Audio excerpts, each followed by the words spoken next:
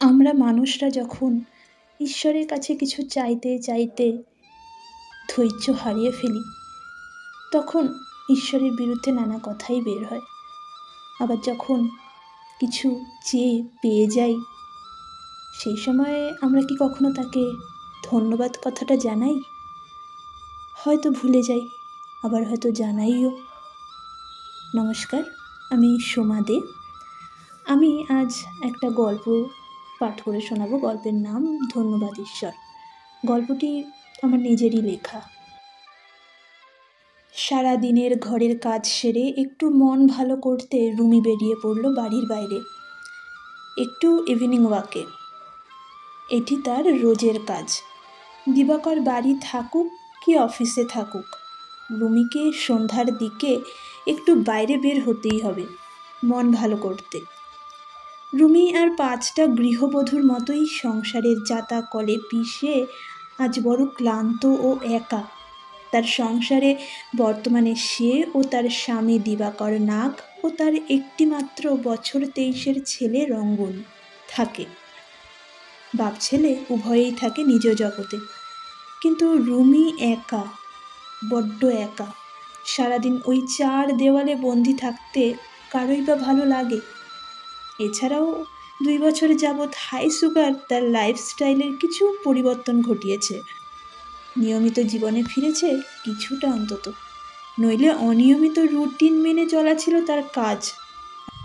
অর্থাৎ প্রত্যেক গৃহবধূদের যেমনটি হয়। 3 জনের সংসার, তবুও স্বামী ও ছেলের মন মতো চলতে চলতেই তার অনিয়মিত রুটিন মাফিক চলা। কিন্তু ওই সুগার বাবাজির জন্যই তার রুটিনের পরিবর্তন ঘটিয়ে তার সঙ্গে যুক্ত করেছে ইভিনিং ওয়াককে। আজ রুমির মন বিশেষ ভালো নেই। মনের ভিতরে কেমন যেন এক অজানা কষ্ট তাকে আঁকড়ে ধরল। কী কষ্ট সেটি সে নিজেও বুঝল না। সন্ধ্যাবেলায় আজ তার হাঁটতেও ইচ্ছা করছিল না। তার ইচ্ছে করছিল কারো সাথে মনের সব কথা শেয়ার করতে, কারণ তার স্বামী ও ছেলের যে সময় নেই তার মনের কথা শোনার। পাড়ার রাস্তাতেই অন্যমনস্কভাবে হাঁটতে হাঁটতেই তার দৃষ্টি আকর্ষণ করল এক অতি বয়স্ক ভদ্রমহিলা। পরনে ময়লা পড়া সাদা কাপড়, যদিও ওটিকে আর সাদা বলা চলে না, ধূসর বললেই ভালো। সেই বয়স্ক মহিলা রাস্তার ধারে একটি চায়ের দোকানের সামনে বেঞ্চিতে বসে আপন মনে আকাশের দিকে তাকিয়ে সুরেলা কম্পনরত কণ্ঠে গেয়ে চলেছে গান। রুমি তার গানে মুগ্ধ হয়ে তার পাশে গিয়ে বসল। এদিকে সেই বয়স্ক ভদ্রমহিলা আপন মনে গেয়েই চলেছে গান। রুমির মনে পড়ে গেল সেই পুরানো দিনের কথা। আমার বাবা মাও তো আমাকে শিখিয়েছিল গান। সেই সময় কত গান গাইতাম। আমার মনের মানুষটি তো আমাকে পছন্দ করেছিল আমার গান শুনেই।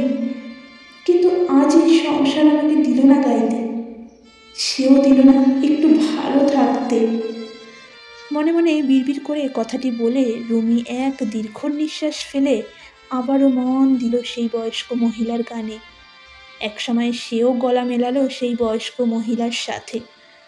দুজনে বেশ আনন্দিত মনে গেয়ে চলল গান। একসময় গান থামল। বয়স্ক মহিলা একগাল হেসে রুমির মাথাতে নিজের ডান হাতটি রাখল। রুমিও হাসি মুখে তার কাছ থেকে বিদায় নিয়ে বাড়িতে ফিরল। বহুদিন পর আজ আমি এত শান্তি পেলাম। বহুদিন পর আজ আমি গাইলাম নিজের জন্য। রান্নাঘরে অফিস ফেরত স্বামী ও ছেলের সান্ধ্যভোজ করতে করতেই কথাটি ভেবে রুমি আবার গান ধরল। জোরালো সুরেলা কণ্ঠে গাওয়া তার গানে পুরো বাড়ি প্রাণবন্ত হয়ে উঠল। রুমিও ফিরে পেল প্রাণ, বেঁচে থাকার মন্ত্র, যা সে ভুলতে বাধ্য হয়েছিল সংসারের চাপে। একসময় সে গান থামিয়ে মুচকি হেসেই বিড়বিড় করে বলে উঠল, ধন্যবাদ ঈশ্বর, আমাকে নিজেকে ভালো রাখার